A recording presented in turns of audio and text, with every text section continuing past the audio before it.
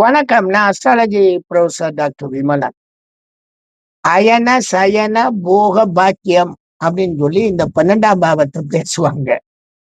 அதுல போக பாக்கியத்துக்கெல்லாம் அதுதான் ரொம்ப கொடுத்து வச்சது அப்படின்லாம் சொல்லிட்டு இருக்காங்க நம்ம ஜோசியர்கள். சத்தியமா அது கிடையாது. போக பாக்கியம் எல்லாம் 7ஆம் பாவம் தான். அது 3, 7, 10 தொடர்பு வைக்கும். இந்த பாவத்துக்கு ஒரு சம்பந்தமும் கிடையாது. 12ஆம் பாவம் தூங்குறது தான். நல்லா தூங்கலாம். கீழே விழுதல், அடிபடுதல், காணா போகுதல், வீணா போகுதல், விரயமாக போகுதல், வெட்டி போகுதல், வெட்டியாக போகுதல், மாறி போகுதல், இடமாறி இருத்தல் போன்ற இந்த 12ஆம் பாவ துயர சம்பவங்கள் அதிகம். தனித்திருத்தல், தனிமையாக இருத்தல், மருத்துவமனையில் இருத்தல், ஜெயிலில் இருத்தல், ஜெயிலிலும் கடுங்காவல் தண்டனையில் இருத்தல், அதிலும் தனி சிறையில் இருத்தல், இதெல்லாம் 12ஆம் பாவத்தோட வேலை. அங்க போக பாக்கியம் எல்லாம் கிடையாது. போக பாக்கியம் எல்லாம் நம்மால் 7ஆம் பாவங்க.